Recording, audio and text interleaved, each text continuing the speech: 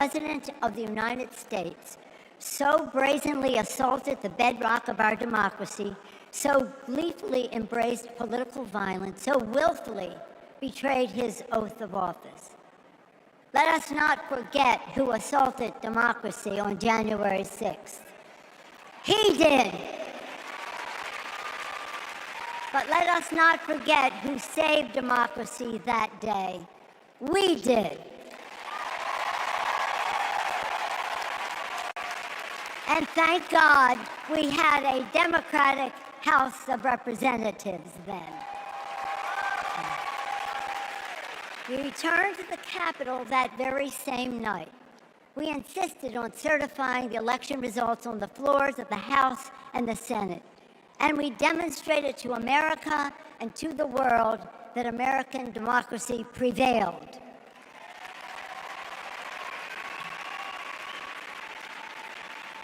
The parable of January 6th reminds us that our democracy is only as strong as the courage and commitment of those entrusted with its care. And we must choose leaders who believe in free and fair elections, who respect the peaceful transfer of power. The choice couldn't be clearer. Those leaders are Vice President Harris and Governor Walz.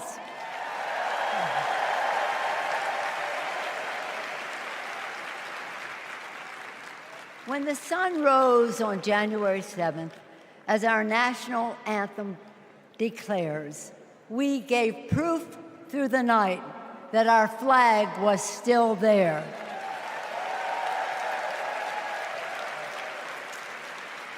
Now, in this election, we are called upon to do the same, to stand together, to reject autocracy, to choose democracy, and we will do so by electing a Democratic House with Hakeem Jeffries as Speaker of the House,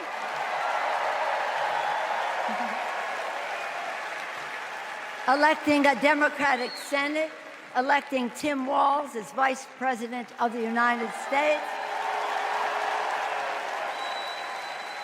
and electing Kamala Harris as the President of the United States.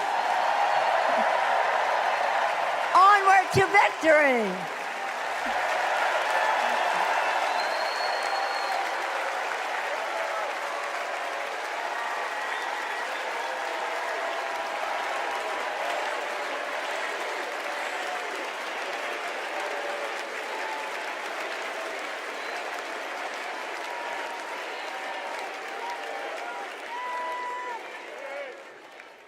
Please welcome Alexander Hudlin, Jasper Emhoff, and Arden Emhoff.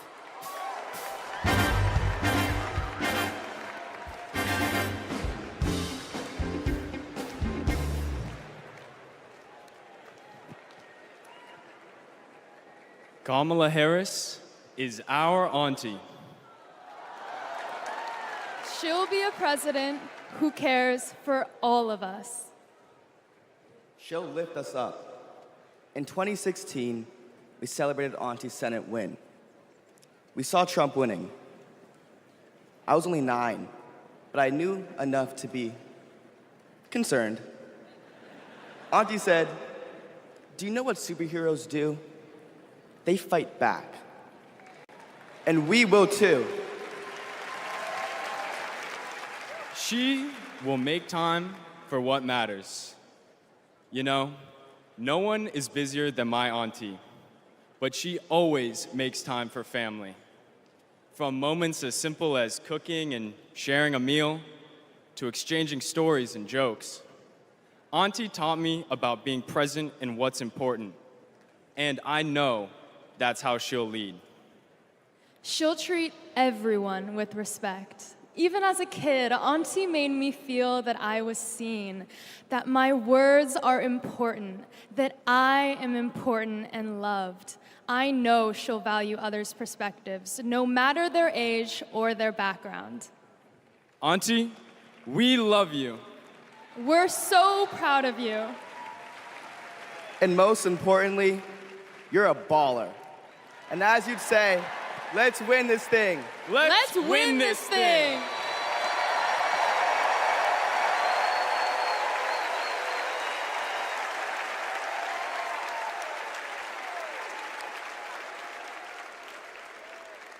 Please welcome nominee for U.S. Congress in California, Latifah Simon.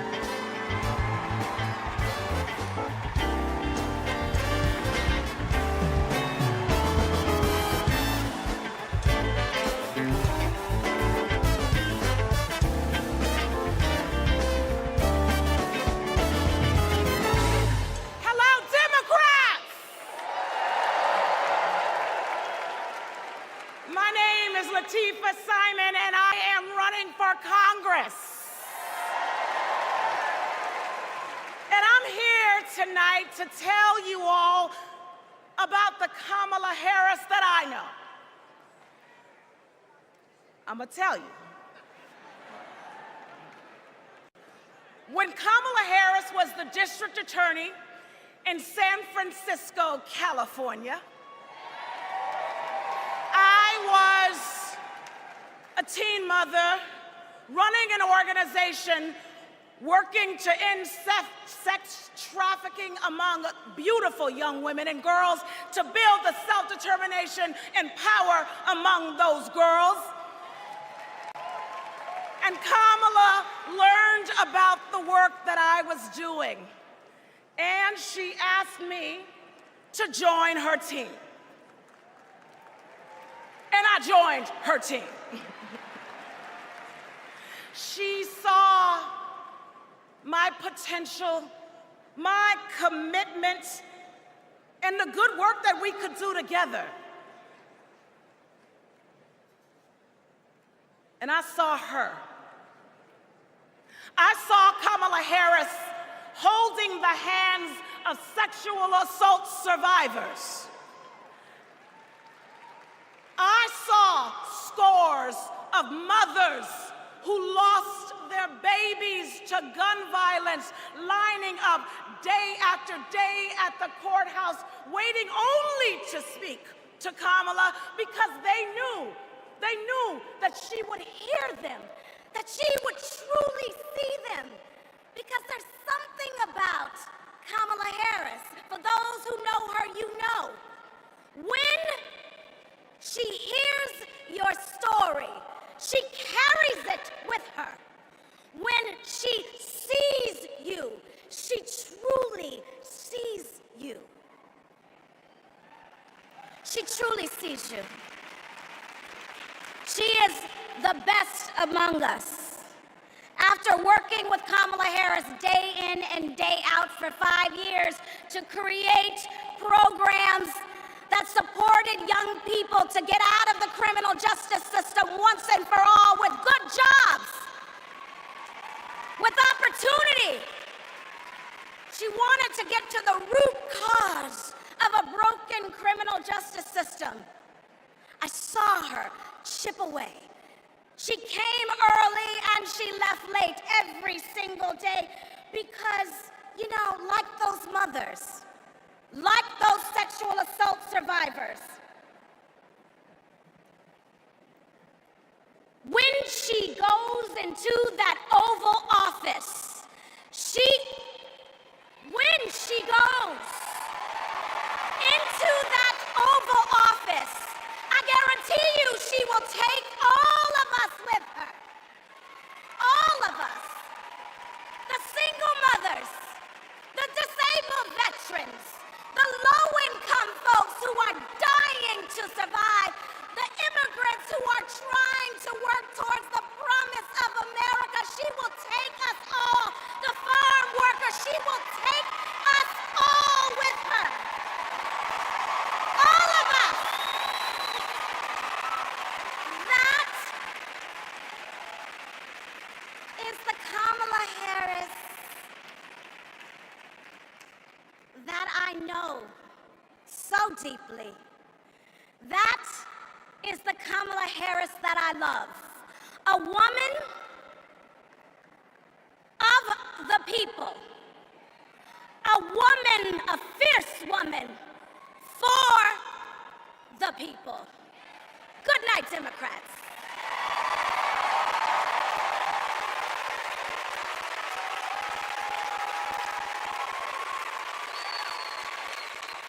Please welcome former U.S. Associate Attorney General of the United States and the Vice President's brother-in-law, Tony West.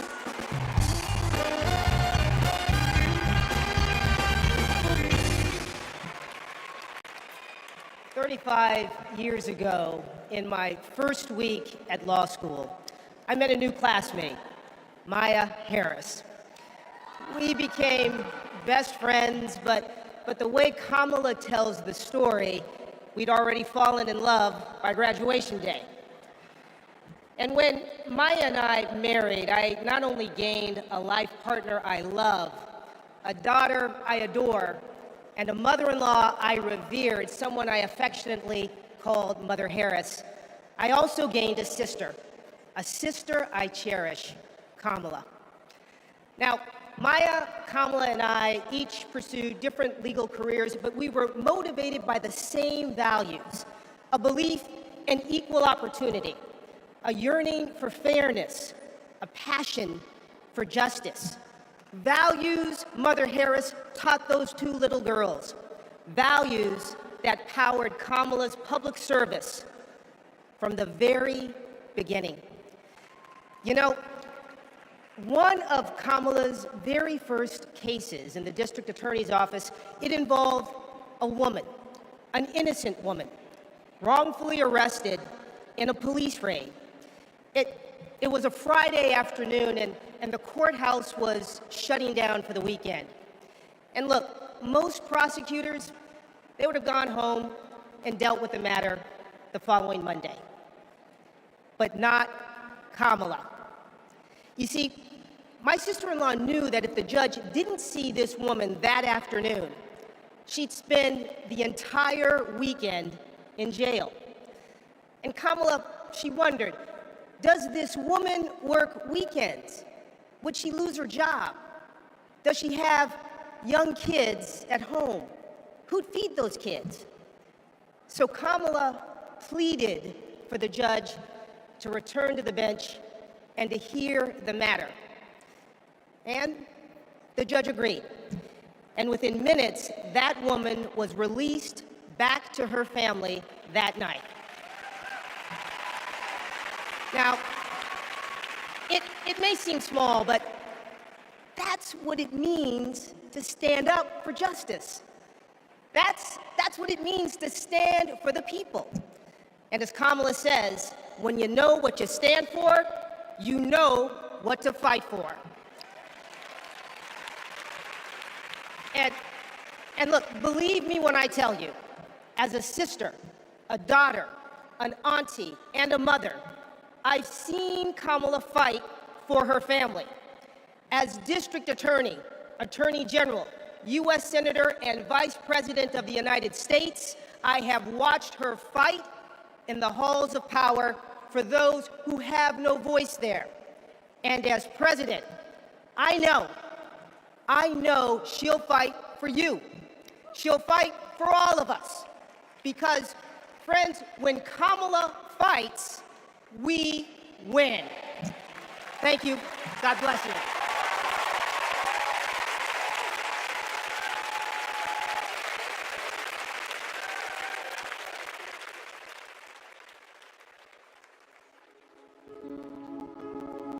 A crime against any one of us is a crime against all of us.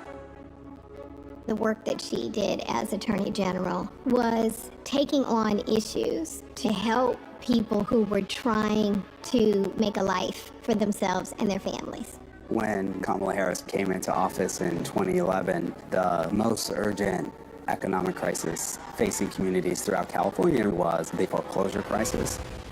For too many Californians, hopes for lasting home ownership have been dashed. Victims have fallen prey to a series of mortgage scams, fraud, and unfair business practices. In order to get meaningful relief, we had to sue the banks and see through a lengthy litigation process. When Kamala was sitting at the table negotiating, it wasn't just about the money. It was about real people. I vividly remember her thinking about Mommy, who could finally afford to buy her first home, and how proud Mommy was. So Kamala knew what was at stake for families and even whole communities. We are very proud to announce a tremendous victory for California. She truly believes that every single person, every American is worthy of the promise and the prosperity of this country. And every time Kamala has run for a bigger office, it's because she believes that she can have a bigger impact. We are making a commitment tonight with this celebration of this Senate race to bring our country together. In the Senate, to get a position on the Intelligence Committee is very coveted because it is about protecting our nation's security. And Kamala hit the ground running. She would not let a witness off easily. Did you have any communications with Russian officials for any reason during the campaign that have not been disclosed? I don't recall it. I need to be correct as best I can. I do want you to be honest. I'm not able to be rushed this fast. It makes me nervous. Her questioning of Attorney General Sessions was historic, and she earned the respect of colleagues on both sides of the aisle. Kamala, as a senator, was a truth teller. She was there to expose what some of these guys were and what they intended to do. Can you think of any laws that give government the power to make decisions about the male body?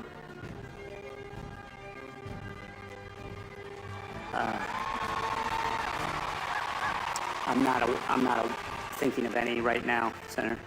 They didn't know what hit them.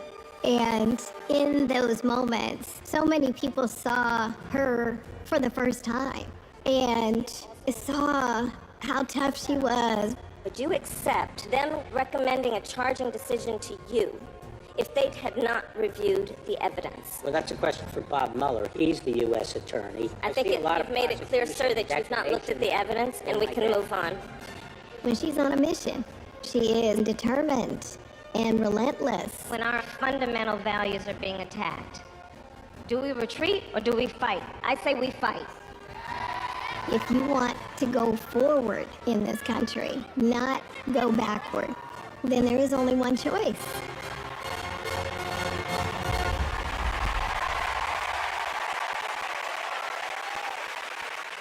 Please welcome Nevada Senator Catherine Cortez Masto.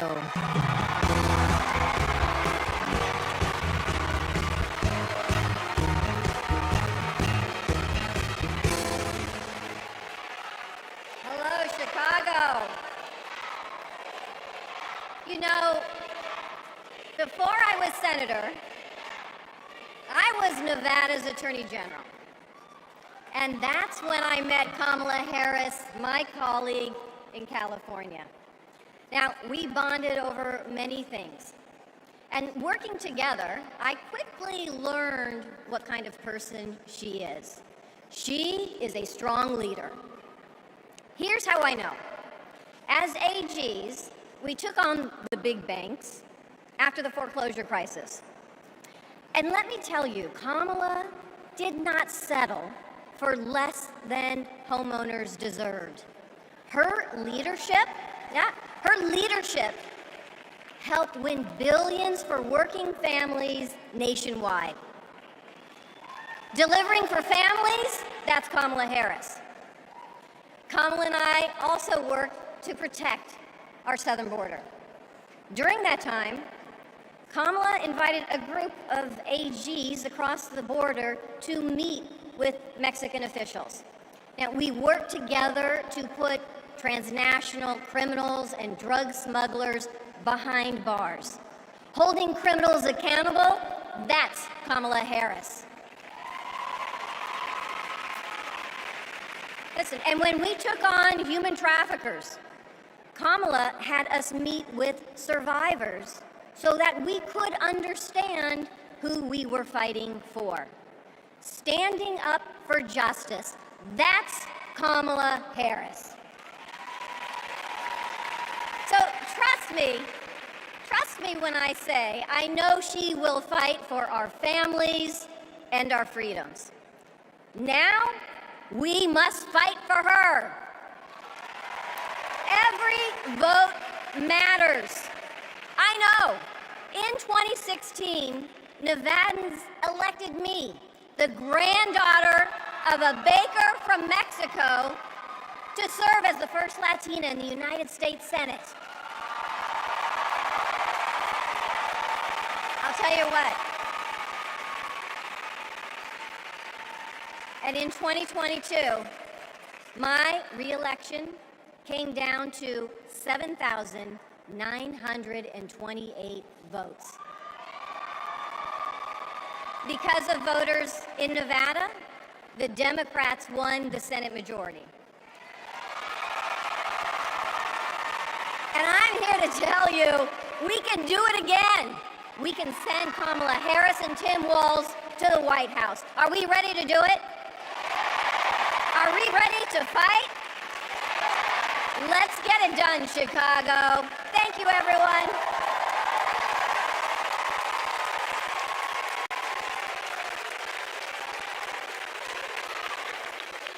Please welcome Pennsylvania Governor Josh Shapiro.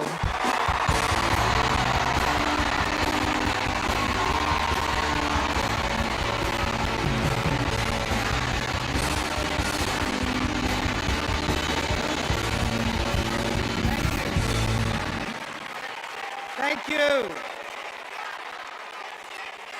2.5 centuries ago in Philadelphia, a band of patriots declared their independence from a king and set ourselves on a path of self-determination. Generation after generation has embraced that responsibility. Ordinary Americans rising up, demanding more, seeking justice. And in every chapter of our American story, we've made progress and advanced the cause of freedom. Today we find ourselves writing that next chapter. Will we be a nation defined by chaos and extremism? Or will we choose a path of decency, honor, and continued progress? Kamala Harris, well, she has spent her entire career making progress. Donald Trump, a man with no guardrails, wants to take away our rights and our freedoms. And listen, while he cloaks himself in the blanket of freedom, what he's offering isn't freedom at all. Because hear me on this, it's not freedom to tell our children what books they're allowed to read. No, it's not. And it's not freedom to tell women what they can do with their bodies.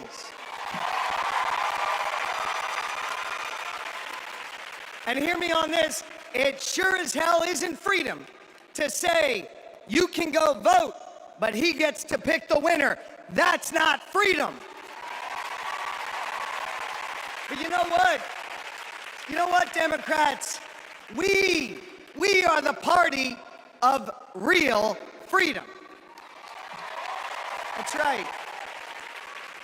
The kind of real freedom that comes when that child has a great public school with an awesome teacher because we believe in her future. Real freedom that comes when we invest in the police and in the community so that child can walk to and from school and get home safely to her mama. Real freedom that comes when she can join a union, marry who she loves, start a family on her own terms, breathe clean air, drink pure water, worship how she wants, and live a life of purpose where she is respected for who she is.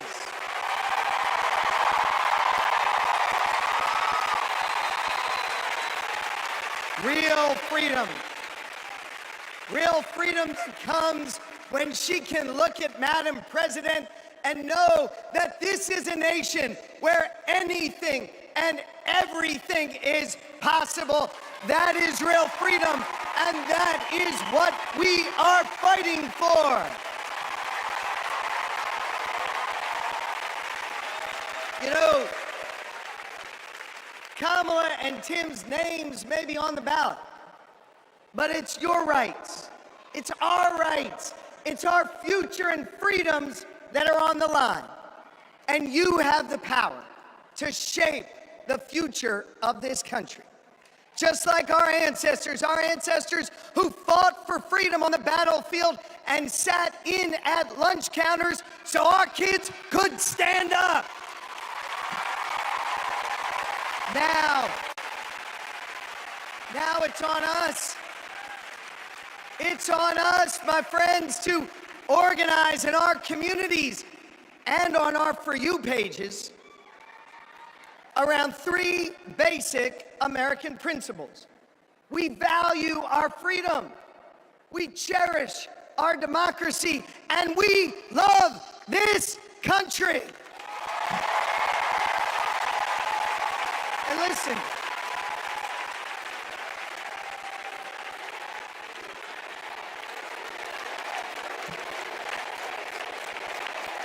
we love this country. And listen, despite our challenges, hear me on this, I want you to know I have never been more hopeful because I see in all of you the enduring promise of America. E pluribus unum, out of many one. It's not merely a motto from the past, it's our direction for the future. You see, you all give me hope, and you all have the power. So let's use that power. Let's do the hard work necessary to win this election and write the next chapter in our American story.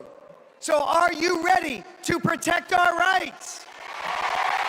Are you ready to secure our freedoms? And are you ready to defend our democracy?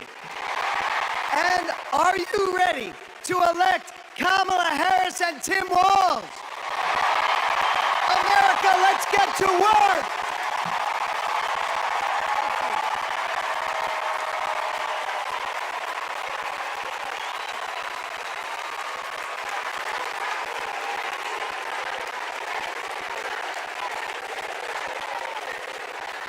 Please welcome author, activist, and youngest presidential inaugural poet in American history, Amanda Gorman.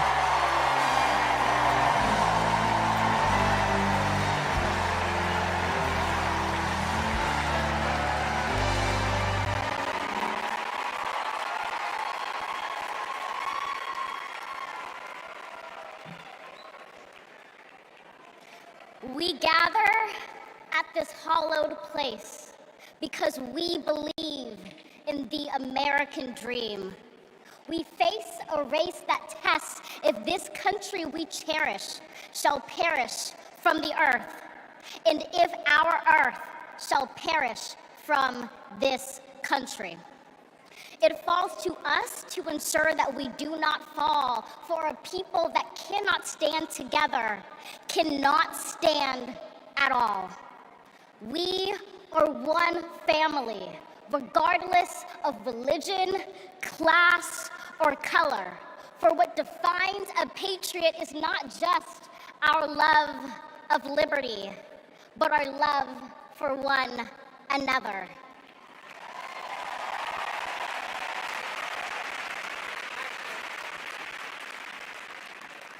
This is loud in our country's call because while we all love freedom, it is love that frees us all.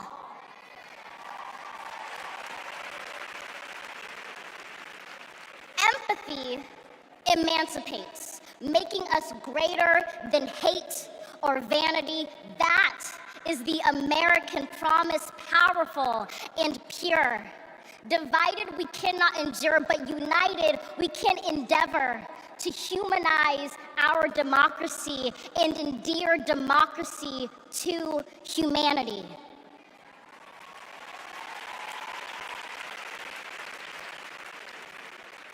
And make no mistake, Cohering is the hardest task history ever wrote. But tomorrow is not written by our odds of hardship, but by the audacity of our hope, by the vitality of our vote.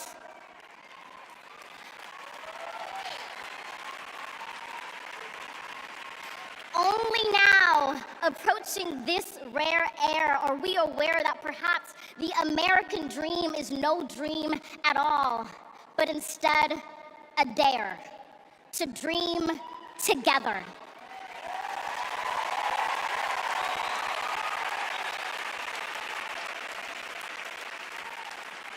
Like a million roots tethered, branching up humbly, making one tree. This is our country from many, won from battles won, our freedoms sung, our kingdom come has just begun.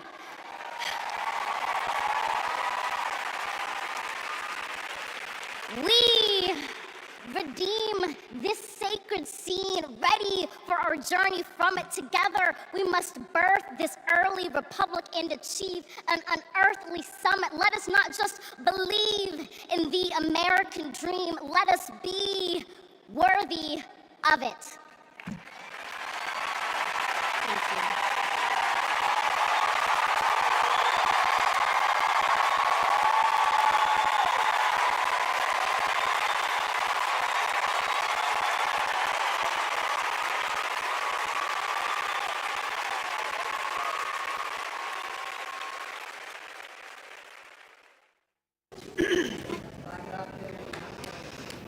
There's a word I heard. The word is called freedom. Can you tell me what it means? Interesting. Let me think about that for a second. The spirit of freedom. For me? Oh, yeah. Freedom, to me, means choice. The ability to laugh with friends. Be who you want to be. Go where you want to go. Living your life day to day. Having new chapters in that life. I believe in having your own words and being able to do what you want to. The freedom to raise our family in healthy communities. The idea that I can turn to my partner, my husband, and say I love you with every being of my soul. Being able to start a family when I want to, being able to, support the missions that I want to go to the church that I want to. Not everyone has the same opportunities, but the United States is, of anywhere I've ever been, just one place where you can accomplish more. The big, fantastic thing about America is that it is the land of opportunity. I know it sounds trite, but it's the truth. I grew up with a single mom, and she really imbued in me these qualities that you just really have to care about your neighbors and your family and your friends. I feel like the American dream is having opportunities, having the opportunity to go to college if you want to, having the opportunity to get any job you can, no matter who you are or where you come from. The American dream is about having the ability to make choices about your medical care and do whatever you want to do with your life without anybody telling you if it's good or not. We are in an incredible moment in history. We've seen women stripped of their most fundamental right to autonomy over their bodies. The freedom to make choices about your body, your life, your career should be entirely in your control. But I have found that good people want to do good things. That you find a way to move forward under ugly and scary circumstances. The work that lies ahead is to make America live up to its highest ideals. And, we're proud to go to work. The work to build a better future really depends on all of us coming together. We have to bring back that respect for everyone. I don't think we're as divided as we seem. Let's come together as one big nation. I feel like we are on the verge of something very amazing in this country. It makes me want to fight for our children and future generations to ensure they have just as many, if not more, freedoms than we had. I believe in a future where my mom can feel safe no matter where she is in the country. A future that is filled with a healthy and vibrant planet, where families are not separated by fences or jail bars. A future in which we all get what we need. I want to see that for people who are younger than me. Hopefully the kids I teach can chase their dreams and believe in what they want to be. I want a future for him that he knows that he's covered and protected. Everyone should think about what we can leave to the next generation. It's our responsibility. It's what we have to do. My name's Tyler. My name's Yvette. And we believe in love. I'm Alex. I'm Kiara. My name is Steven. My name is Charlie. I'm a proud 7th-generation Texan. I am from Waterford, Michigan, just north of Detroit. I'm from East Tennessee. And we believe in the American dream. We believe in a better world for our child, and we believe in this country. My name is Karen, and I believe in justice. My name is Nancy. My name is Thoreau. My name is Jennings. My name is Dana. My name is Todd. And we believe in freedom. My name is Gina, and I believe in freedom. My name is Pat, and I believe in the freedom to work together.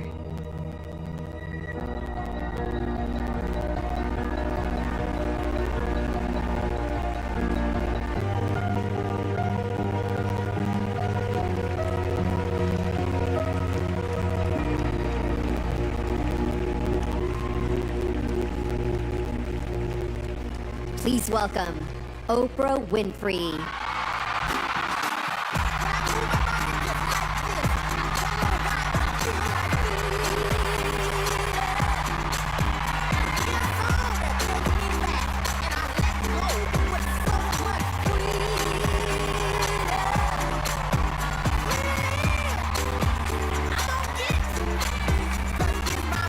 Good evening, everybody!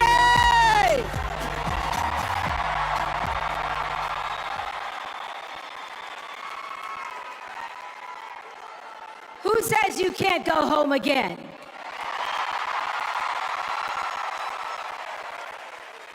After watching the Obamas last night, that was some epic fire, wasn't it? Some epic fire. We're now so fired up, we can't wait to leave here and do something.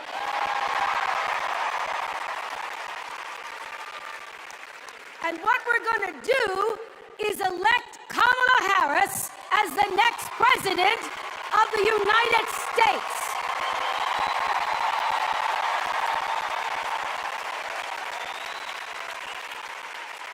I am so honored to have been asked to speak on tonight's theme about what matters most to me, to you, and all of us Americans: freedom.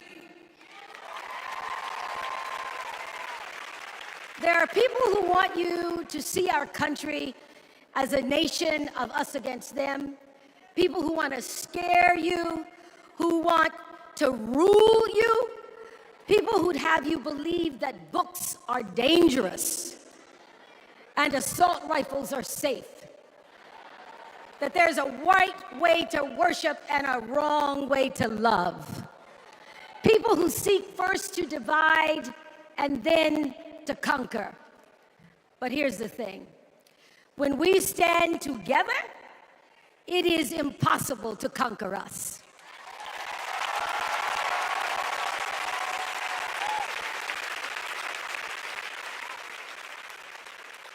In the words of an extraordinary American, the late Congressman John Lewis,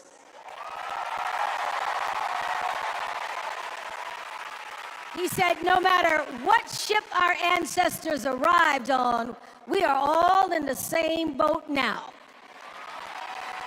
Congressman Lewis knew very well how far this country has come because he was one of the brilliant Americans who helped to get us where we are. But he also knew that the work is not done. The work will never be done because freedom isn't free. America is an ongoing project. It requires commitment. It requires being open to the hard work and the heart work of democracy. And every now and then, it requires standing up to life's bullies.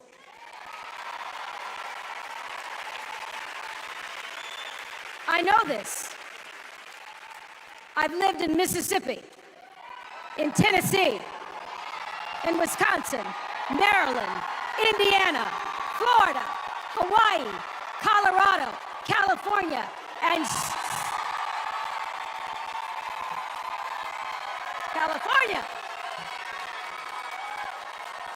sweet home Chicago, Illinois.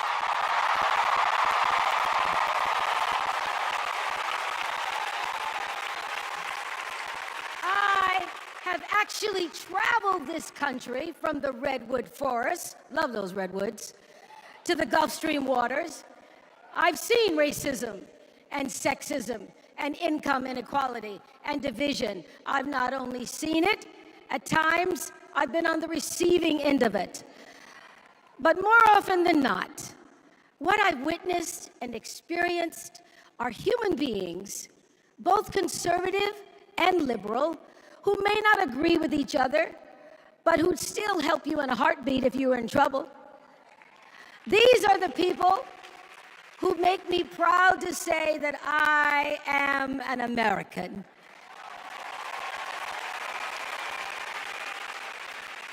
They are the best of America. And despite what some would have you think, we are not so different from our neighbors. When a house is on fire, we don't ask about the homeowner's race or religion. We don't wonder who their partner is or how they voted. No, we just try to do the best we can to save them. And if the place happens to belong to a childless cat lady,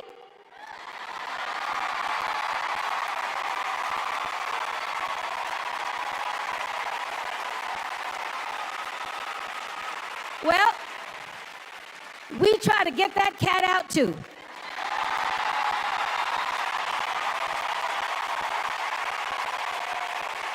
Because we are a country of people who work hard for the money. We wish our brothers and sisters well, and we pray for peace.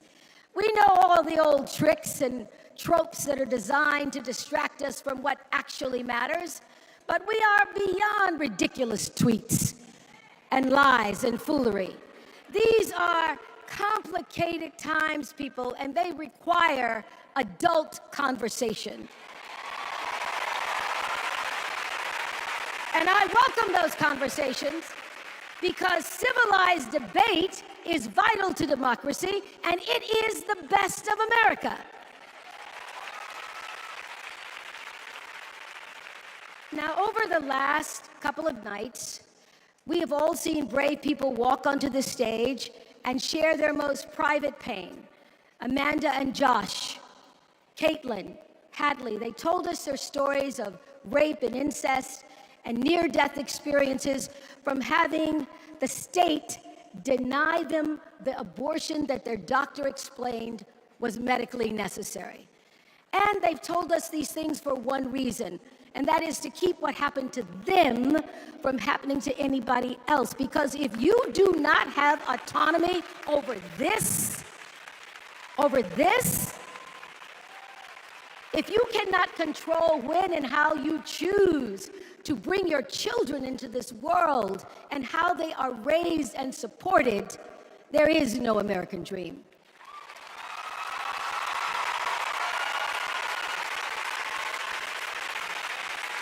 The women and men who are battling to keep us from going back to a time of desperation and shame and stone cold fear, they are the new freedom fighters. And make no mistake, they are the best of America.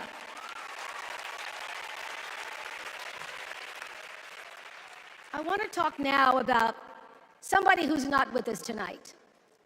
Tessie Prevost Williams was born in New Orleans, not long after the Supreme Court ruled that segregated public schools were unconstitutional. That was in 1954, same year I was born. But I didn't have to head to first grade at the all-white McDonough 19 school with a U.S. Marshal by my side like Tessie did. And when I got to school, the building wasn't empty like it was for Tessie. You see, rather than allowing McDonough to be integrated, parents pulled their kids out of the school, leaving only Tessie and two other little black girls, Gail Etienne and Leona Tate, to sit in a classroom with the windows papered over to block snipers from attacking their 6-year-old bodies. Tessie passed away 6 weeks ago. And I tell this story to honor her tonight because she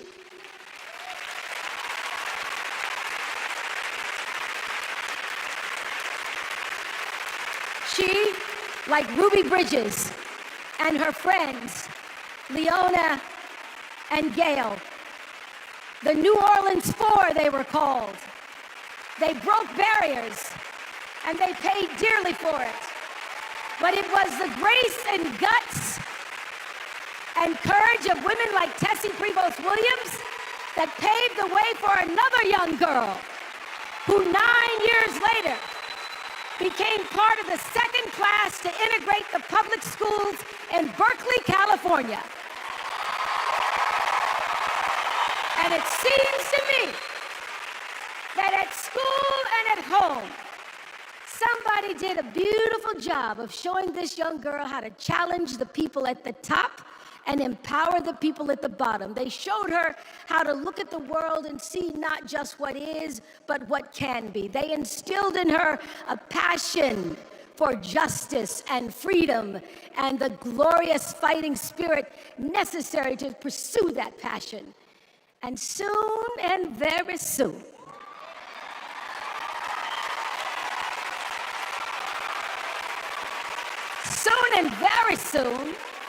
we're going to be teaching our daughters and sons about how this child of an Indian mother and a Jamaican father, two idealistic, energetic immigrants,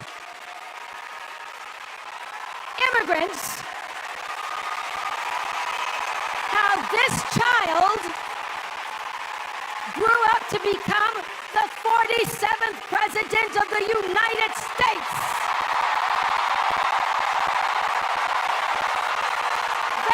Is the best of America.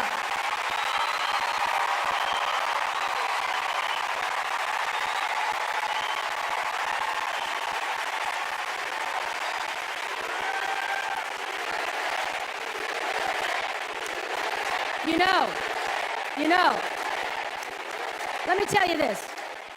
This election isn't about us and them. It's about you and me, and what we want our futures to look like. There are choices to be made when we cast our ballot. Now, there's a certain candidate that says if we just go to the polls this one time, that we'll never have to do it again. Well, you know what?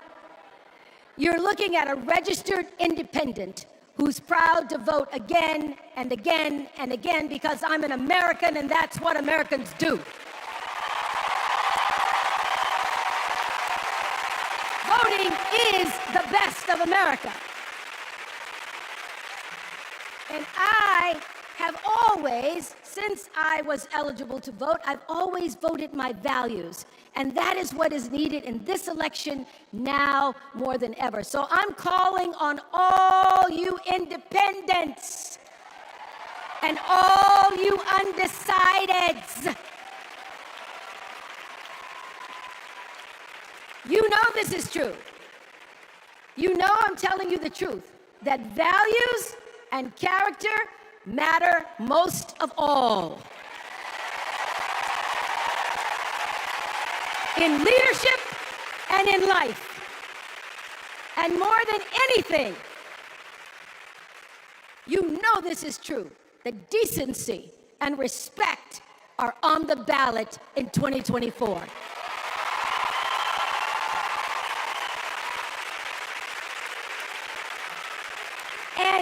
And just plain common sense.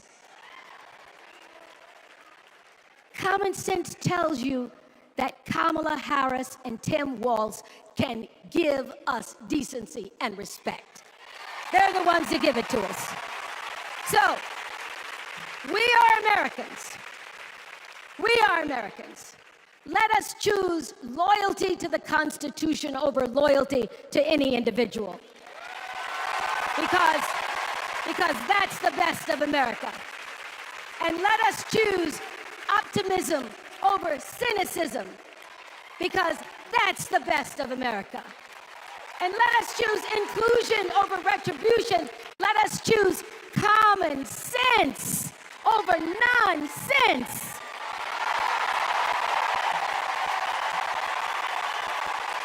Because that's the best of America.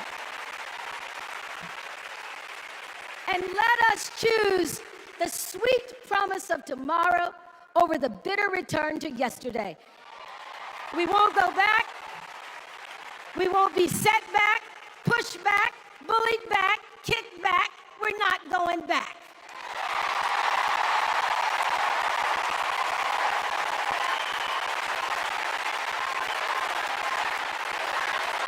Not going back.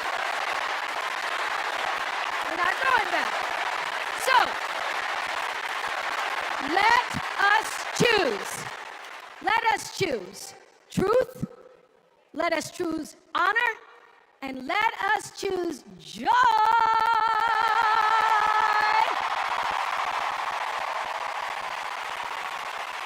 Because that's the best of America.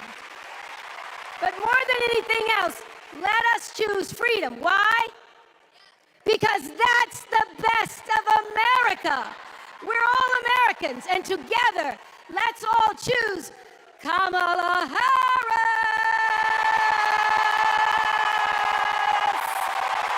Thank you, Chicago. Thank you, America.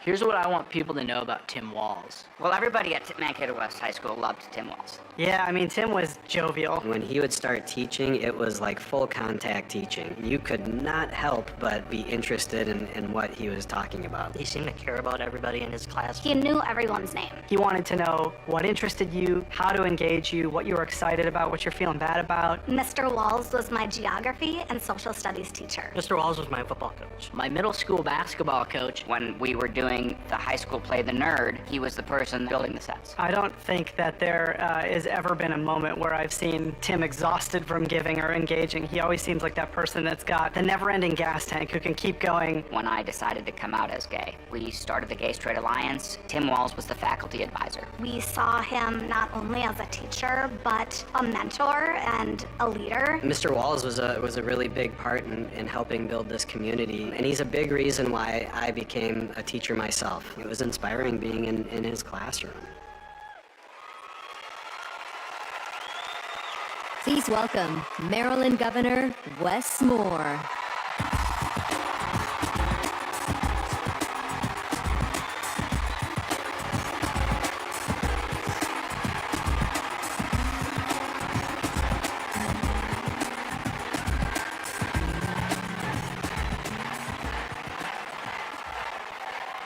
Thank you. Thank you. On March 26th, at 1:30 in the morning, a container ship, the length of 3 football fields, slammed into the Francis Scott Key Bridge in Baltimore, and the bridge collapsed. A port that drives 13% of our state's economy was now closed. Thousands of workers were hours away from waking up and realizing they no longer had a job. 6 Marylanders who had been on the bridge in the middle of the night fixing potholes lost their lives. And one of the first phone calls that I got that morning started with these 3 words. Gov, it's Kamala. She said, I know you spoke to the president, and I want you to know we are here with you every step of the way.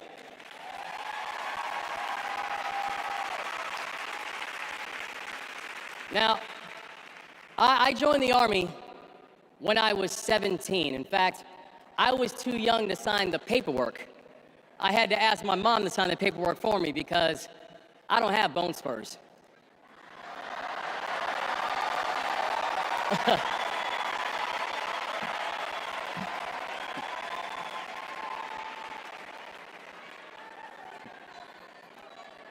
I led soldiers in combat in Afghanistan.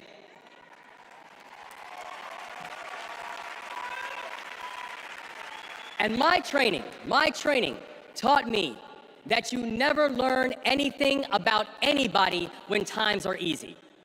You learn everything you need to know about somebody when times are hard and when the temperature gets turned up. And America, I saw that Kamala Harris is the right one to lead in this moment firsthand.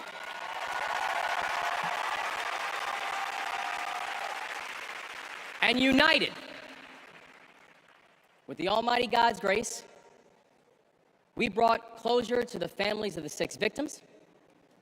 And while many said it could take 11 months to reopen the port of Baltimore, we got it done in 11 weeks.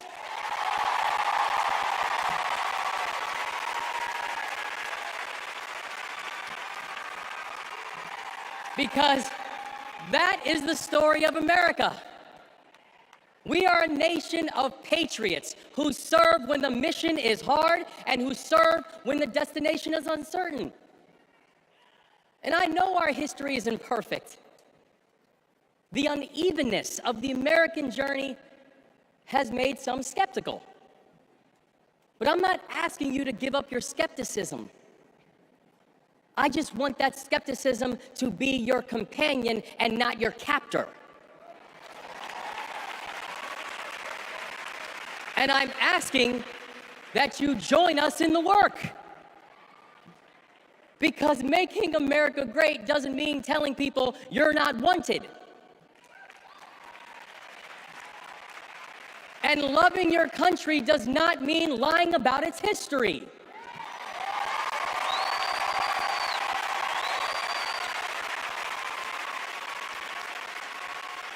Making America great means saying the ambitions of this country would be incomplete without your help. It's the legacy of those 6 workers who fixed potholes on a bridge while we slept, who were born in a different country, but who knew that America was big enough for them too.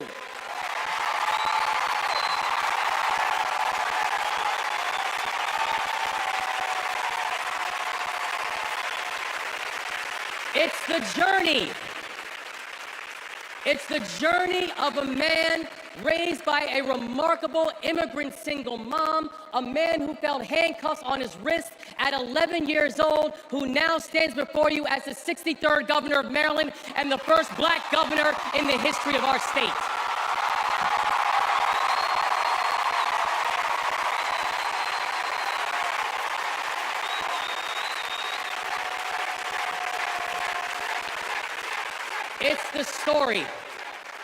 It's the story of a prosecutor who defended our freedoms and had Maryland's back when we needed it most. And now, MVP, we've got your back as well.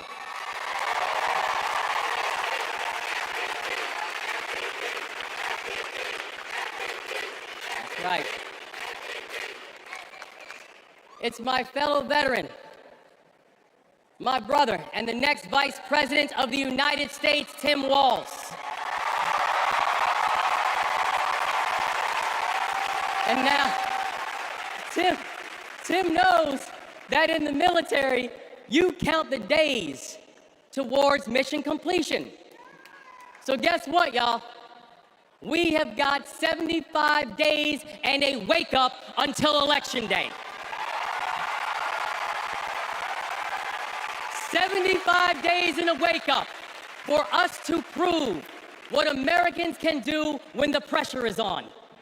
75 days and a wake up for us to show that true patriots do not whine and complain. We put our heads down and we get to work.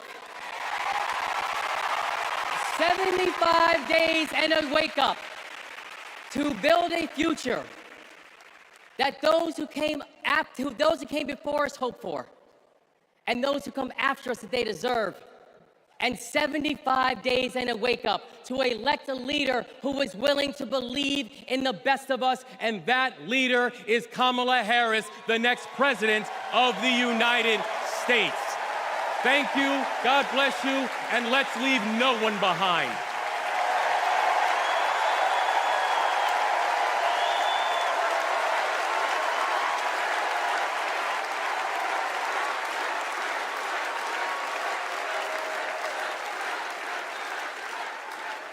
Please welcome former South Bend, Indiana Mayor Pete Buttigieg.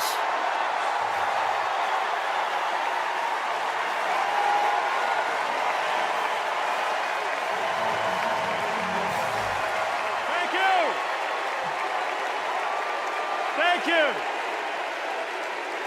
Good evening, Democrats. Thank you, Chicago. Here's a sentence I never thought I'd hear myself saying. I'm Pete Buttigieg, and you might recognize me from Fox News.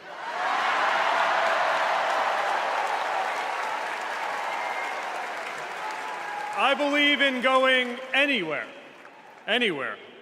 in service of a good cause, and friends, we gather in a very good cause, electing Kamala Harris and Tim Walz, the next President and Vice President of the United States.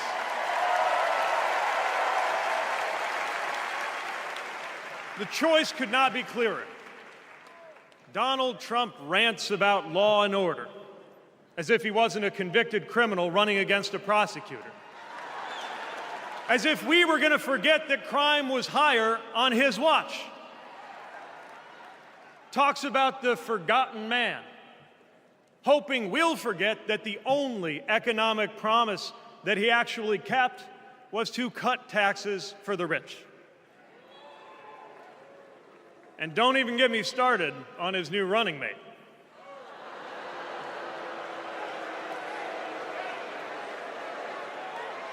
At least Mike Pence was polite. J.D. Vance is one of those guys who thinks if you don't live the life that he has in mind for you, then you don't count. Someone who said that if you don't have kids, you have, quote, no physical commitment to the future of this country. You know, Senator, when I deployed to Afghanistan, I didn't have kids then. Many of the men and women who went outside the wire with me didn't have kids either. But let me tell you, our commitment to the future of this country was pretty damn physical.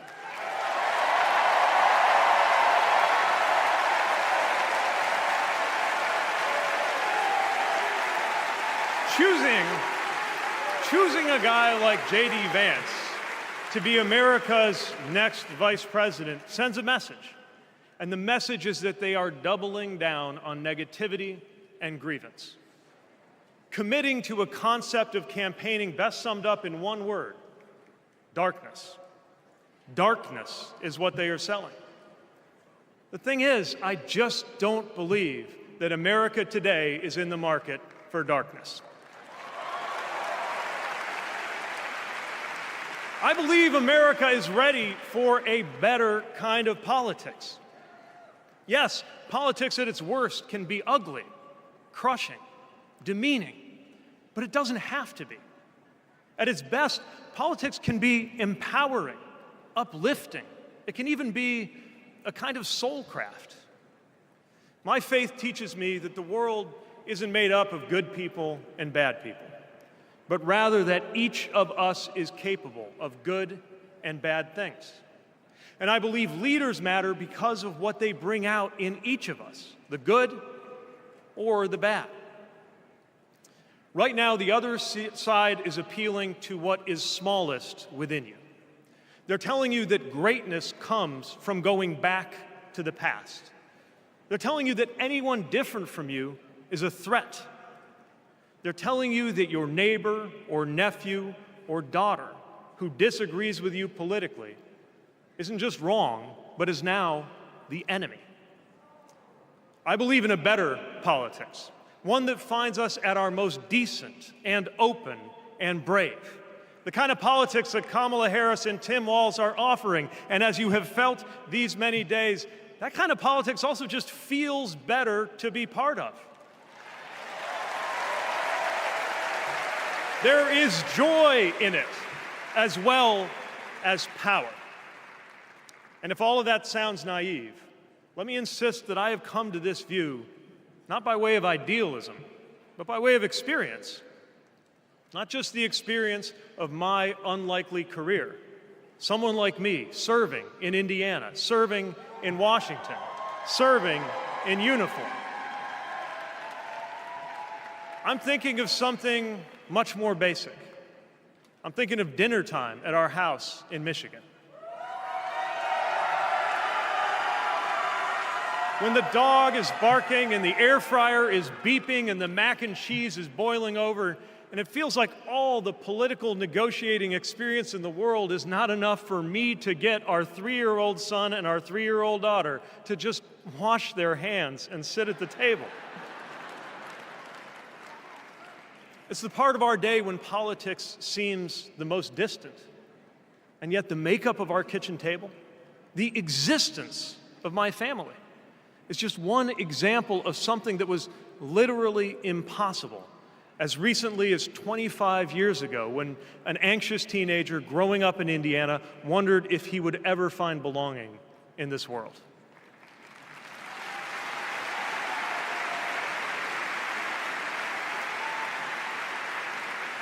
This kind of life went from impossible to possible, from possible to real, from real to almost ordinary in less than half a lifetime.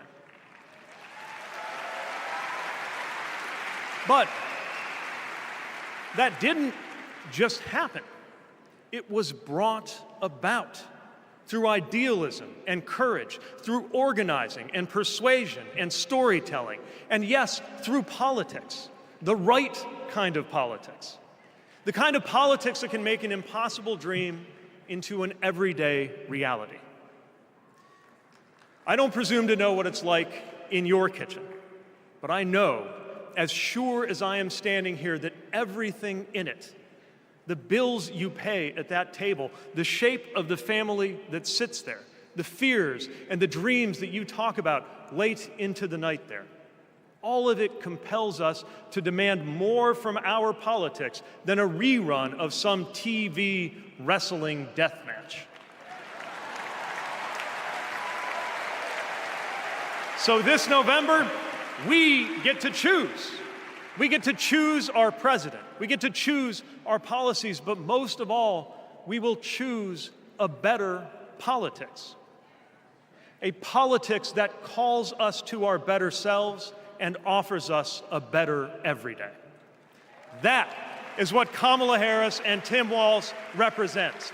That is what Democrats represent. That is what awaits us when America decides to end Trump's politics of darkness once and for all. That is what we choose when we embrace the leaders who are out there building bridges and reject the ones who are out there banning books.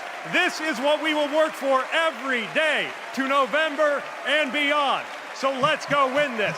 Thank you, Democrats. Thank you.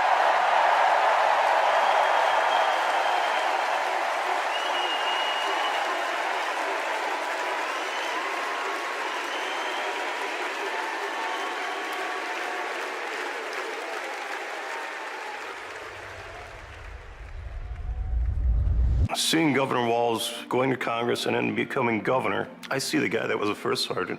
I see a guy that's full of energy, always busy. And like he says, you get enough time to sleep when you're dead. I first met Governor Walz and Congressman Walz when I was transitioning out of the Marine Corps, going back to school. He really wanted to know what the experience was of those that were actually using the GI Bill and how it could be improved. It seemed to be a continuation of focus on improving the lives of veterans. Governor Walz in our unit always would say his catchphrase was, "We'll get it done." And we always did. The way I've seen him carry himself over the years in Congress and the way he works for veterans, there's no excuse making, there's no scapegoating, it's just accomplish the mission. Governor Walz has been that way and always will be that way. Having Governor Walz on the House Veteran Affairs Committee was instrumental in getting the post-9/11 GI Bill not only introduced, but also passed. When Governor Walz wants change, it'll happen. Back to the Guard. We'll get it done.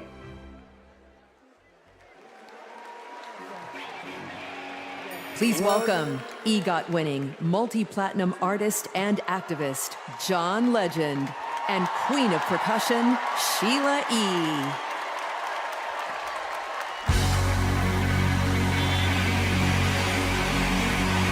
Dearly beloved, we are gathered here today to get through this thing called life.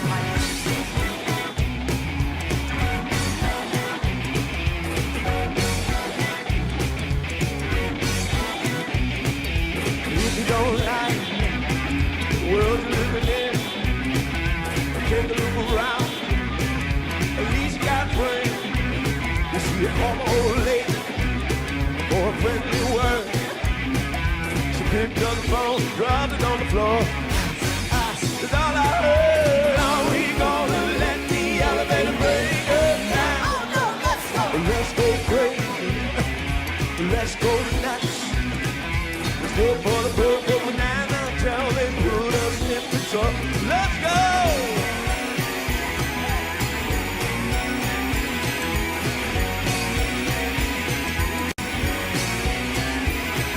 We're all excited, but we don't know why.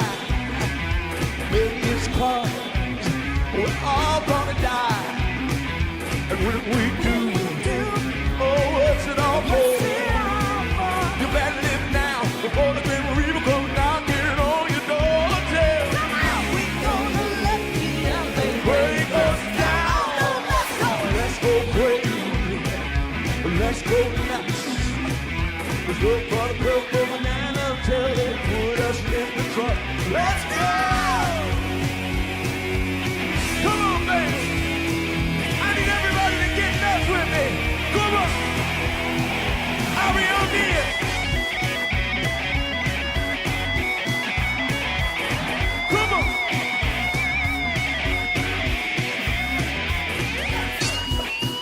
Let's go! Let's go! Yeah, are we gonna let the elevator bring us down? Let's go! Put your hands together! Go crazy! Now everything will be alright. Make everything go wrong. Give them thrills and daffodils will kill. Hey, tough children. He's coming. He's coming. He's coming. Yeah. Yeah, yeah, yeah, yeah, yeah, yeah, yeah.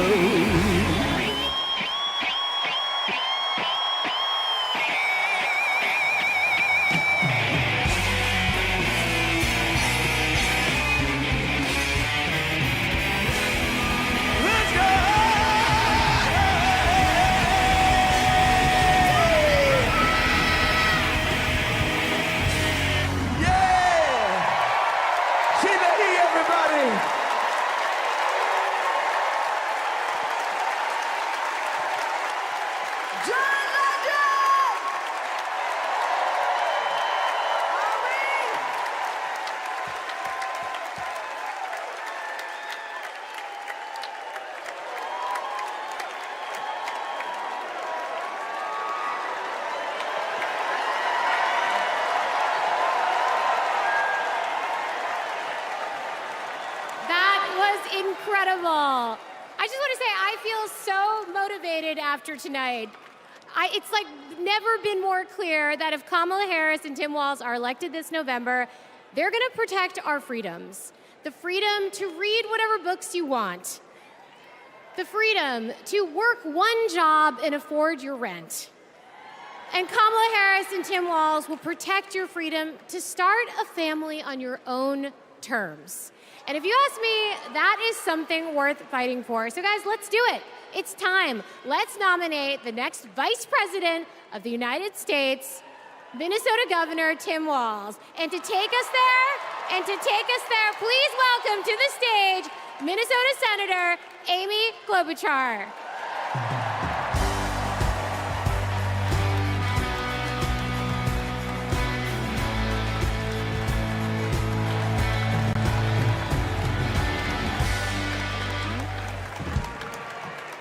Okay, that was a warm-up act. On behalf of the great state of Minnesota, where purple reigns, I stand before you in support of our next Vice President, Tim Walz. In Minnesota, we trust a coach who turned a team that was 0-27 into state champions.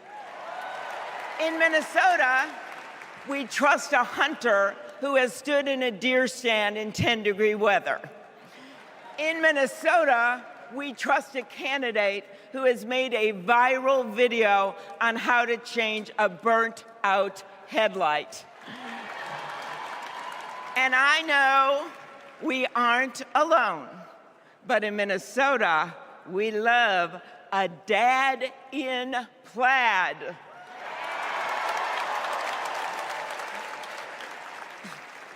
So Tim and I go way back.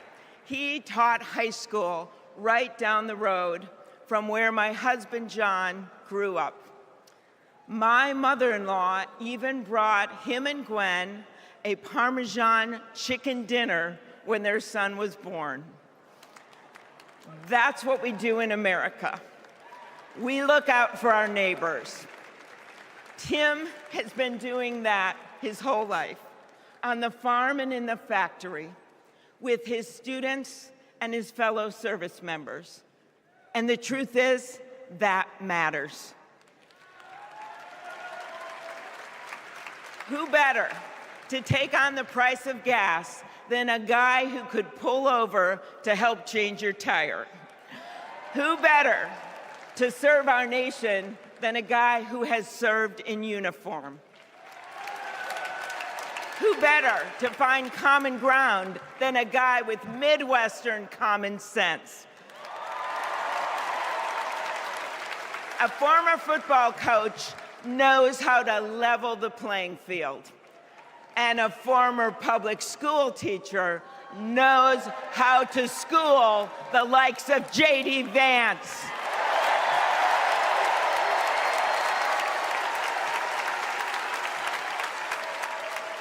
What you've done with your life matters, and what you do with power matters too. Tim has delivered paid leave, school lunches, and the biggest tax cut in Minnesota history. A Democrat from a red district in a purple state, Tim has brought Minnesota together. And together with Vice President Kamala Harris, I know he will do the same for our nation. America, there is so much that we share, so much that connects us. Way up north in Minnesota, out of Lake Itasca, flows the Mississippi River. It starts small and it grows wider. It flows down to Wisconsin and to Iowa. It goes down to Illinois and to Missouri. It goes to Kentucky and Tennessee. It goes to Arkansas. And it goes way down to Mississippi. And then it goes all the way down to New Orleans, Louisiana, where the spirit of our nation's resilience abounds. So let us commit here and now to cross the river of our divides to get to a higher ground. And let us join together to elect Kamala Harris and Tim Walz.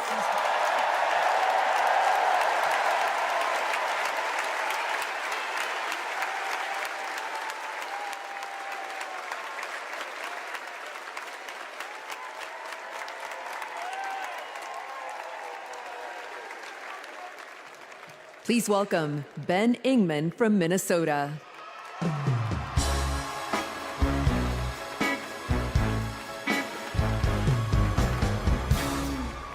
Tim Walz is the kind of guy you can count on to push you out of a snowbank. I know this because Tim Walz has pushed me out of a snowbank. I grew up next door to the Walzes in Mankato. Mr. Walz was also my geography teacher and my coach. Not for high school football, but for 7th grade basketball and track. So what was a high school football coach doing, coaching 7th grade basketball and track? Well, there was a kid in the high school who couldn't afford to pay for lunch, and he ran up a lot of debt. And Tim and Gwen decided they'd help pay it off. They started calling around the district to see if there were any positions they could fill to make a little extra money, and that's how he wound up coaching us 7th graders. That's right. Coach Walz got us excited about what we might achieve together. He believed in us, and he helped us believe in each other. And his leadership stuck. That track team went on to win a state title, just like the football team. That's right. Speaking of which, come on out, Scarlets. Yeah!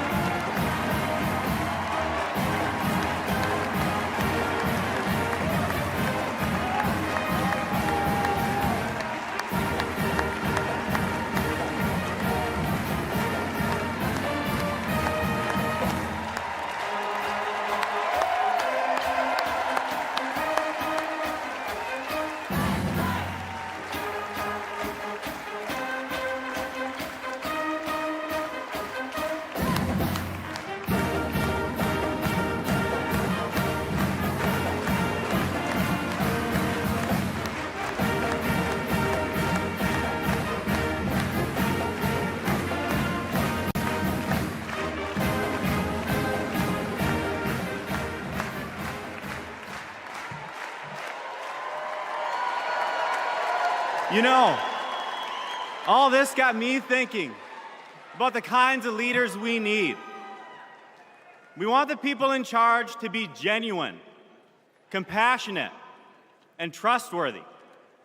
The thing is, there are people in our neighborhoods who fit this description.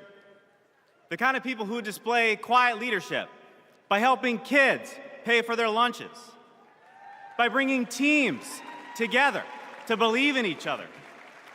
And when we're stuck in the snow, they push us out. Well, in my neighborhood, we always wish that people like that would run for office. Well, in my neighborhood, someone like that did run for office. And he's going to be a wonderful vice president. Thanks very much.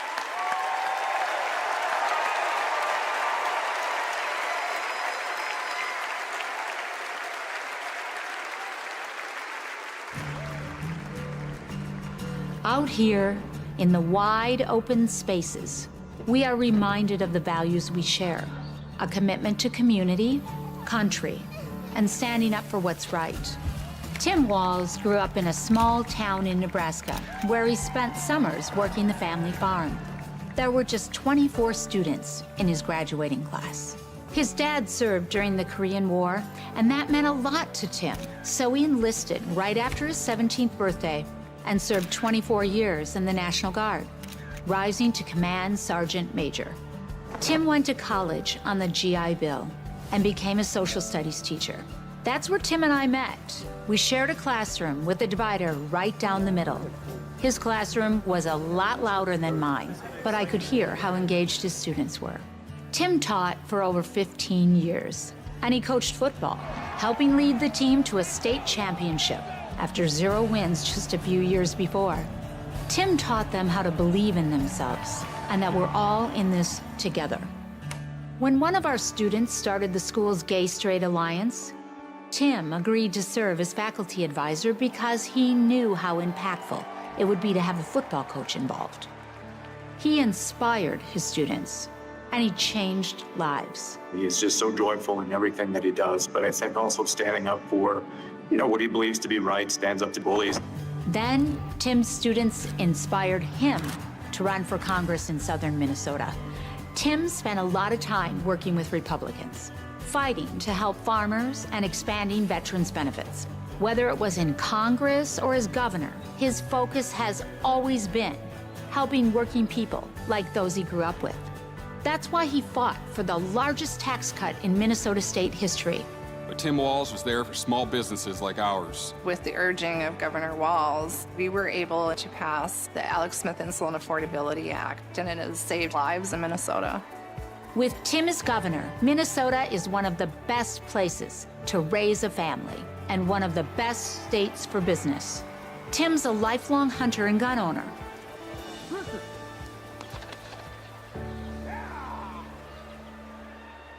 But after the Sandy Hook school shooting, he knew that we had to do something.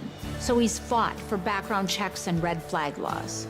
But of all the things he's done, Tim loves being a dad. We struggled to have kids, and fertility treatments made it possible. There's a reason our daughter is named Hope. Hope and Gus mean the world to us. Governor Walz making good on a promise to his son and family yesterday by getting them a puppy. Then we're gonna go get some food, corn dog. I'm vegetarian. Turkey then. And Turkey's meat. Not in Minnesota, turkey special. He's as at home on a farm, a fishing boat, a football field, or a factory floor as he is on the floor of Congress. Tim's commitment to service all comes back to the values we grew up with. Love your country, help your neighbor, and fight for what's right. Because that's what America is all about. 2 middle-class kids. One, a daughter of Oakland, California. The other, a son of the Nebraska Plains, only in America. Is it possible for them together to make it all the way to the White House?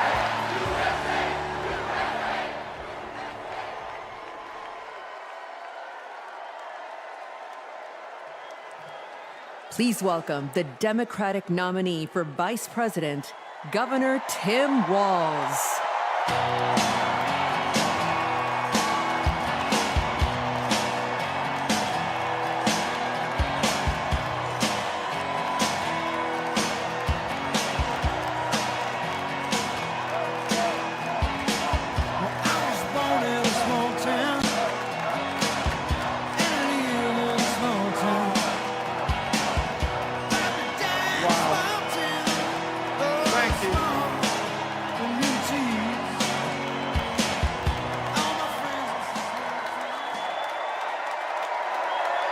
Thank you.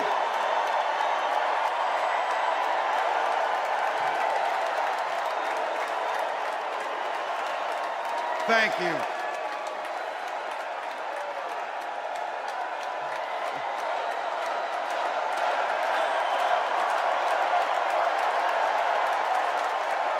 Wow. Well, thank you. Thank you, first of all, to Vice President Harris. Thanks for putting your trust in me and for inviting me to be part of this incredible campaign.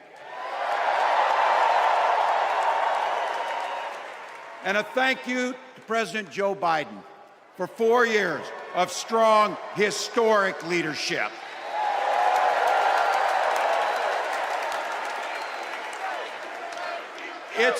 It's the honor of my life to accept your nomination for Vice President of the United States.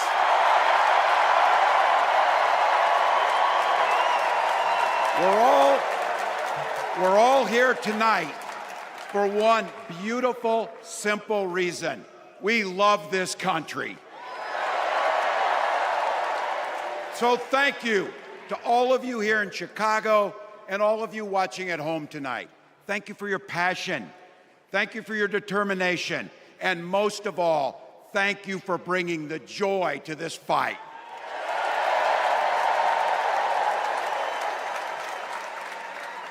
Now, I grew up in Butte, Nebraska, a town of 400 people.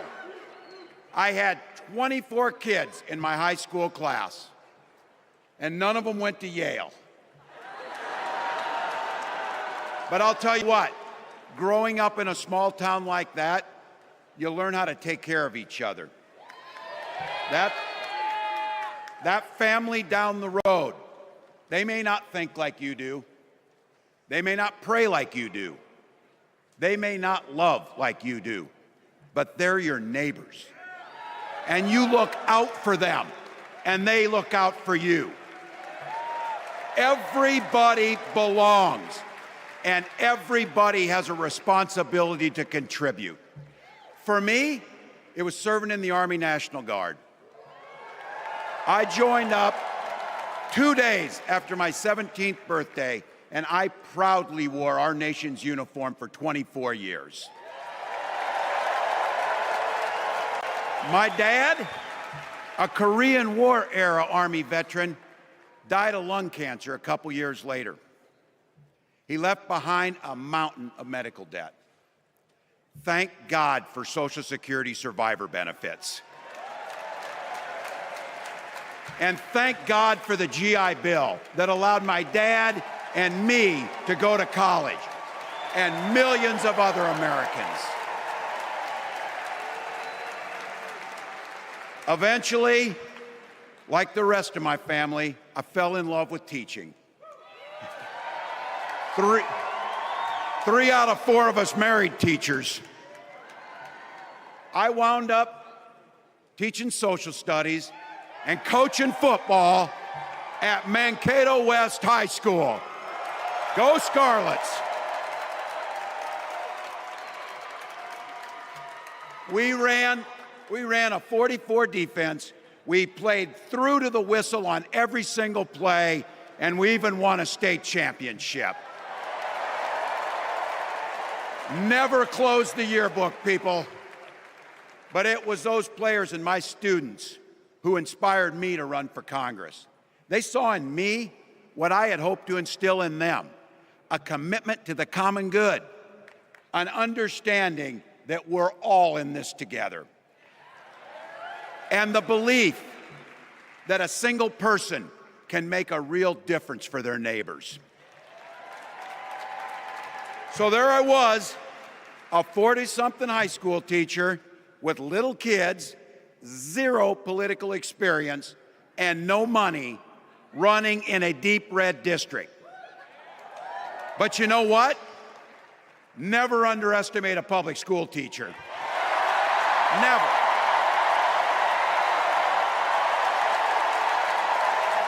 I represented my neighbors in Congress for 12 years, and I learned an awful lot.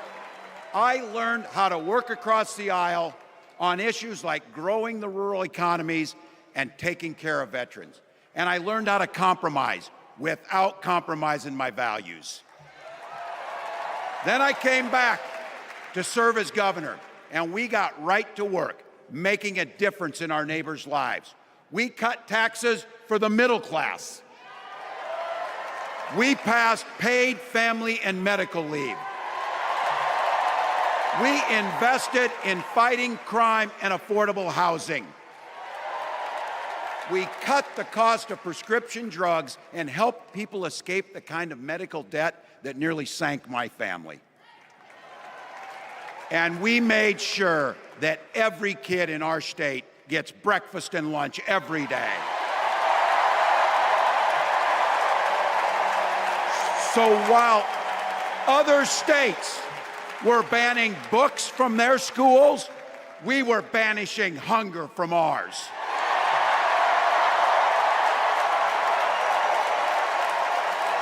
We also protected reproductive freedom because in Minnesota, we respect our neighbors and the personal choices they make. And even if we wouldn't make those same choices for ourselves, we've got a golden rule. Mind your own damn business.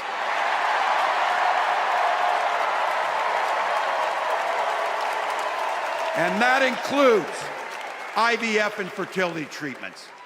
And this is personal for Gwen and I. If you've never experienced the hell that is infertility, I guarantee you, you know somebody who has. And I can remember praying each night for a phone call. The pit in your stomach when the phone had rang, and the absolute agony when we heard the treatments hadn't worked. It took Gwen and I years, but we had access to fertility treatments. And when our daughter was born, we named her Hope. Hope, Gus, and Gwen, you are my entire world, and I love you.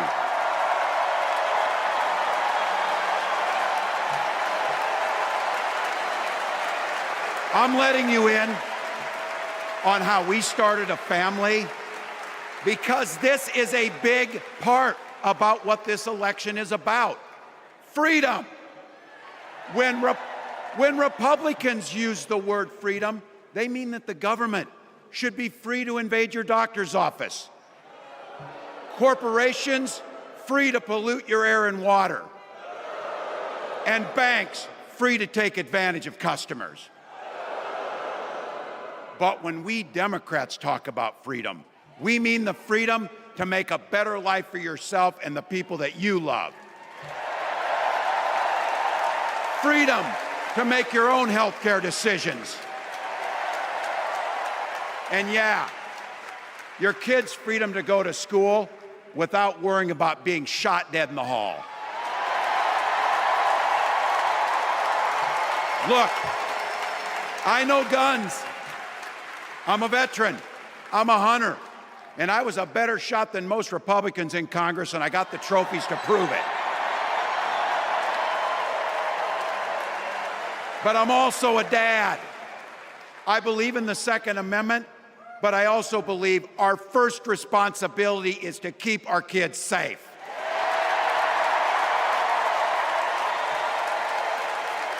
That's what this is all about.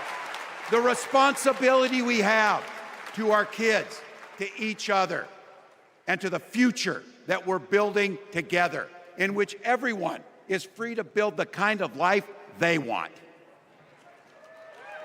But not everyone has that same sense of responsibility. Some folks just don't understand what it takes to be a good neighbor. Take Donald Trump and J.D. Vance. Their Project 2025 will make things much, much harder for people who are just trying to live their lives. They spent a lot of time pretending they know nothing about this.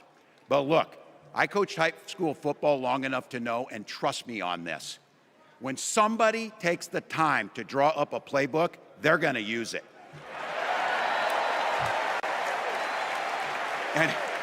And we know if these guys get back in the White House, they'll start jacking up the costs on the middle class, they'll repeal the Affordable Care Act, they'll gut Social Security and Medicare, and they will ban abortion across this country, with or without Congress. Here's the thing, it's an agenda nobody asked for. It's an agenda that serves nobody except the richest and the most extreme amongst us. And it's an agenda that does nothing for our neighbors in need. Is it weird? Absolutely. Absolutely. But it's also wrong, and it's dangerous. It's not just me saying so. It's Trump's own people. They were with him for 4 years. They're warning us that the next 4 years will be much, much worse. You know, when I was teaching every year, we'd elect a student body president. And you know what? Those teenagers could teach Donald Trump a hell of a lot about what a leader is.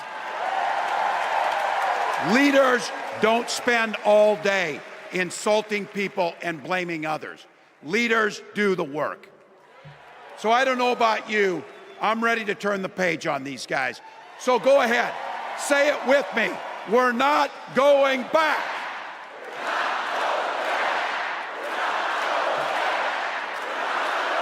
We've got something better to offer the American people. It starts with our candidate, Kamala Harris. From her first day as a prosecutor, as a district attorney, as an attorney general, as a United States senator, and then our vice president, she's fought on the side of the American people. She's taken on the predators and fraudsters. She's taken down the transnational gangs, and she stood up to powerful corporate interests. She has never hesitated to reach across that aisle if it meant improving your lives. And she's always done it with energy, with passion, and with joy. Folks, we've got a chance to make Kamala Harris the next president of the United States.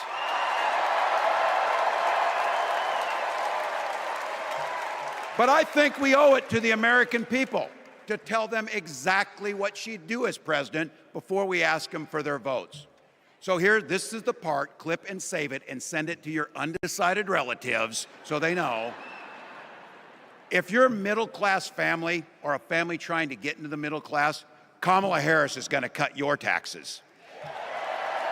If you're getting squeezed by prescription drug prices, Kamala Harris is going to take on Big Pharma. If you're hoping to buy a home, Kamala Harris is going to help make it more affordable. And no matter who you are, Kamala Harris is going to stand up and fight for your freedom to live the life that you want to lead. Because that's what we want for ourselves, and it's what we want for our neighbors. You know, you might not know it, but I haven't given a lot of big speeches like this. But I have given a lot of pep talks. So let me finish with this, team. It's the fourth quarter.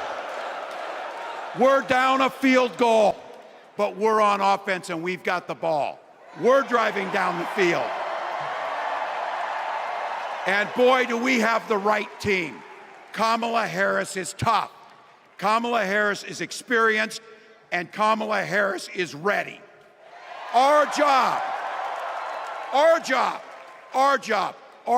for everyone watching is to get in the trenches and do the blocking and tackling. 1 inch at a time, 1 yard at a time, 1 phone call at a time, 1 door knock at a time, 1 $5 donation at a time. Look, we got 76 days. That's nothing. There'll be time to sleep when you're dead. We're going to leave it on the field. That's how we'll keep moving forward. That's how we'll turn the page on Donald Trump. That's how we'll build a country where workers come first. Healthcare and housing are human rights. And the government stays the hell out of your bedroom.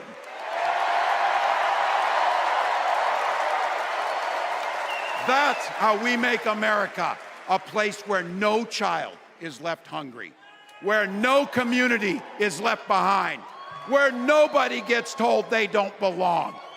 That's how we're gonna fight. And as the next president of the United States always says, when we fight, when we fight, when we fight, thank you. God bless.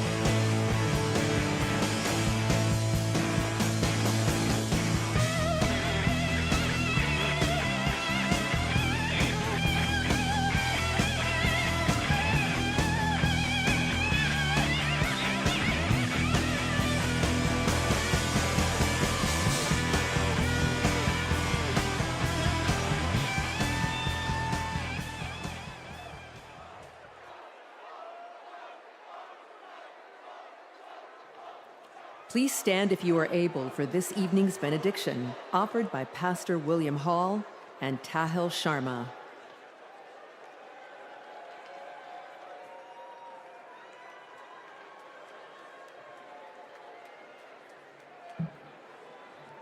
Growing up on the block with Mamie Till, serving alongside CTU President Stacey Davis Gates, and walking past the childhood home of Senator Carol Moseley Bronze, I know that women from the 6th Ward on the south side of Chicago have changed the world.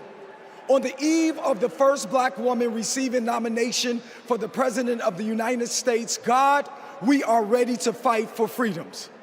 Division is the tool of the insecure. Hatred is a misunderstanding of love. Help us to come together and paint a brighter future, the one that Shirley Chisholm dreamed of, Maya Angelou spoke of. And let there be peace tonight. Peace in Palestine, peace for Palestinians, peace for Israelis. When we come together, we win. When we serve together, we change lives. Tonight, by faith, we rise together. Tonight, by faith, we work together. Tonight, by faith, we get information together. We will not wait till November, but by faith, we will shout in victory tonight. As a Hindu, a Sikh, and an Angelino coming from Tongva lands, I invite you to pray or reflect. In Sikhi, Vaheguru is Nirbhau and Nirvaid, the one without fear and without hatred. If the divine possesses these qualities with making the universe, then we are responsible to achieve equity with those same values. As a Hindu, I'm reminded that divisiveness is a choice because our dharam, our duty, is towards all of humanity and nature. We are working towards righting the wrongs of our past and preventing a future harm, paving a path for restoration we deserve. May justice and peace evolve from their status as empty words to become calls to action against the status quo of oppression. Om Shanti Shanti Shanti Nanak Naam Chardi Kala Tere Pane Sarpatata Pala.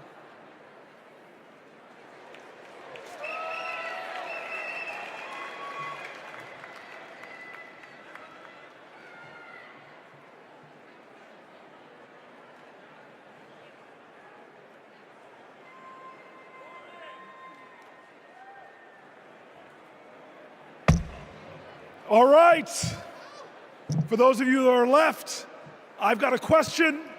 Is there a motion to recess our convention?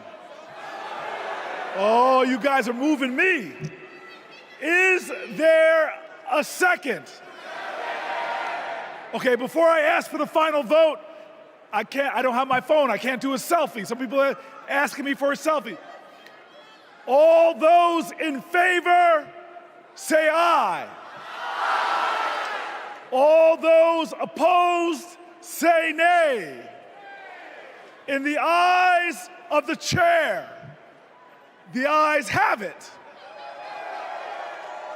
We are now officially recessed until 5:30 p.m. tomorrow. Folks, it's closing time. I don't care where you go, but you can't stay here.